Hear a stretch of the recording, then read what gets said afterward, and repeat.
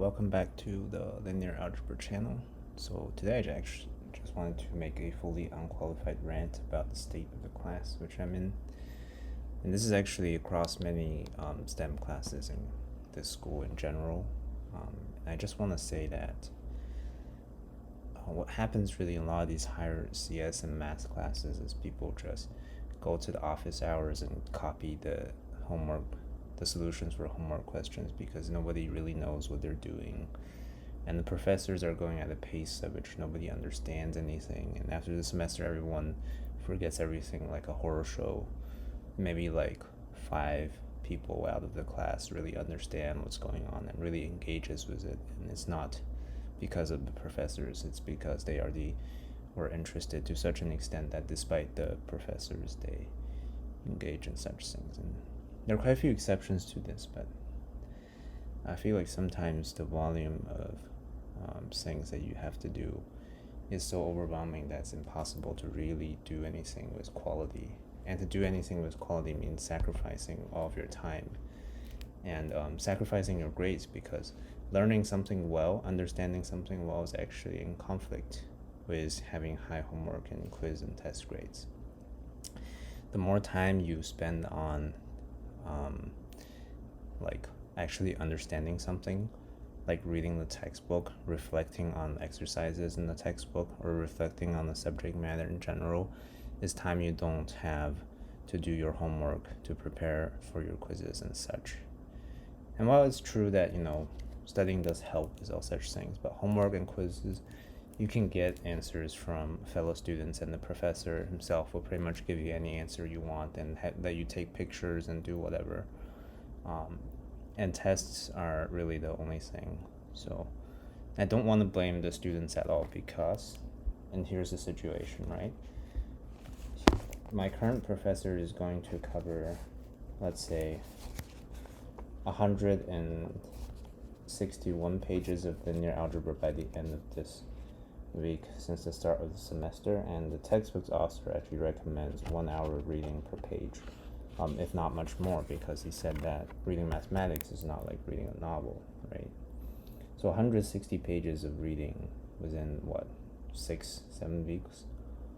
So that's 160 hours into 6 or 7 weeks. So every week you expect a reasonable amount, like maybe 25 hours of reading every week. This is not considering that you do any of the exercises, you do any of the homework, you do anything else, right? It's just pure reading. This is unattainable, let's say, for any of the average students, which I think, I'm not an average student in the sense that I do every single exercise in the textbook, but I'm an average student in terms of talent. Like, I'm not smarter than anyone else. I just happen to be more interested in the subject, which I'm lucky. And in a lot of other subjects where I'm not interested, I do a lot worse, because if I'm not interested in the subject, then I just don't care about the grades, right? I just want to learn anything interesting at all, even one piece of information that's interesting about something. So this has always been like my demise is actually trying to learn something in this school, and I'm sick and tired of whenever I try to learn something, I sort of get punished for it. Because when I thought about all these questions very deeply and for a very long time, I didn't know that people would just go to office hours and literally copy the answers. And I don't blame them, because this material is beyond most people, and the professor is being unreasonable at the rate at which he teaches. So when I said this is going to be an unqualified rant, it is what it is. Like, I also see the professor's side to this, because no one dares to ask him any questions, because the stuff that he does is so incomprehensible that everyone's just in shock. Like, half the class would show up to his office hours because they don't know what he's saying, but no one is asking questions in class, or except for the homework, because they don't want to get zeros on the homework. So the whole environment is dictated by fear, not interest. And I previously said that someone said that geometry is the soul of mathematics, while algebra is the machinery, and you traded the living soul for the cold machinery that performs everything for us. Machinery is powerful, it's great, it does everything we want, it's precise, but loses understanding, loses intuition. I mean, why are you doing mathematics? Is it just because that it exists?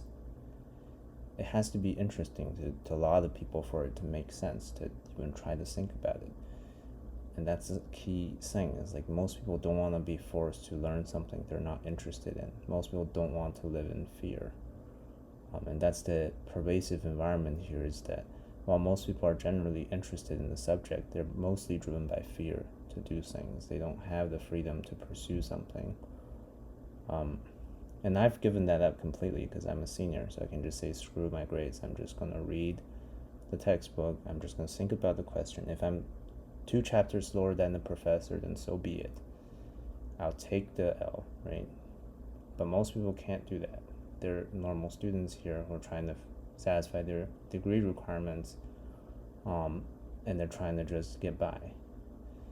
So I'm just very disappointed in the quality of the education at this school and at many similar schools. I've had similar horror stories from other students who I've contacted, whether they be in grad school or undergrad. It's a similar story.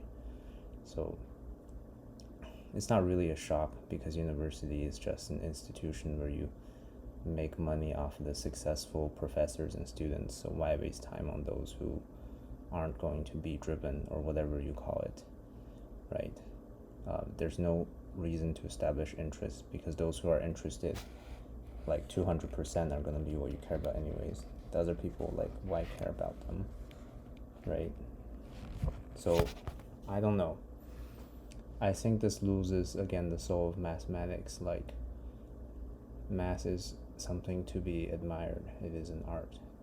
It is something to be interested in because surely of how elegant it is. It's not something to be treated like a tool, a machine, a code machine that has absolutely no interest to anyone except when it is useful. That is absolutely a brutal interpretation of mathematics, and I do not stand for it. I do not stand for the way that the school's faculty seems to treat mathematics in particular. Of course, they devote their whole lives to it, so of course they're interested in the subject, but they don't seem to have much talent or penchant for spreading that interest. They're just absolutely dead in that aspect, and I don't know why. I tried thinking about why. There's a gap here that I cannot reach. And I've been a CS in math double major for almost 3.5 years, maybe 3 years and 2 months now, and it's just incredibly distressful for me to think about such a matter. To waste another day, to waste another 2 or 3 days thinking about something that professor is just gonna give away, and I can't even help but sympathize with the students, because what are they gonna do, right? Who's gonna spend 3 or 4 days thinking about something that the professor has taken absolutely no care in explaining? It jumps around 15 pages of the textbook in literally 1 minute. I mean, you can't do that, right, without losing some people. And by the time that I actually did do all the work possible, I was still in his eyes like just getting by student. And I knew many people who were in a worse state than I am because they weren't obsessively spending time on this. So I just wanted to say that if you're like in the similar situation, it's not your fault. It's just how it is. I would say screw the grades. Go read some. If you're interested in math, just go read some math textbooks. Like, don't even think about it. Professors aren't that much better at explaining textbooks to you than you are. They're better than you at research. They're better than you at the understanding of the subject, but they're not better than you at explaining it to yourself. In many, many ways, they'll never be able to accomplish what you can accomplish. And that is because, in fact, that's not their profession, right? That's not their profession at all. remember their main profession is to research, and the secondary profession, if that, is to teach. Um, and I do not doubt why that is their priority. They're busy people that when you are a postdoc, when you are an adjunct, and trying to get by, you gotta focus on research. You gotta focus on talking to people in your department. Like, teaching is maybe a secondary priority, and sometimes like family time and the mental well-being of these professors, these adjunct professors, is maybe a tertiary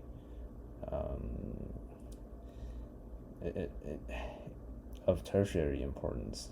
Like, they sacrifice their own bloody lives to do this because of how toxic this industry is. So I think like masses out there, like just enjoy the beauty of it and stop worrying. You get a C, a B, an A, who cares? Who the hell cares? Masses out there, and if you understood it, you know it. It doesn't matter who tells you whether you understood what or not. From what I've seen, professors are terrible at evaluating whether you're understanding math or not, because for six weeks this professor thought all of the class was following him when nobody was. I mean, it's just sad. Like, 15 people showed up to his office hours trying to copy the homework. Like, it's incredible. Okay, so I end the unqualified rant here, and if you're out there, just enjoy, right? Draw some nice diagrams. Don't be stuck in all the algebra. Think about what's going on. Take a step back. Think about what would happen if you're thinking about a general problem. Don't get stuck in the nuts about the specific details how to solve this exact question. I mean, that's not the way to go here. Enjoy the general picture, right? Okay, take care and have a nice day.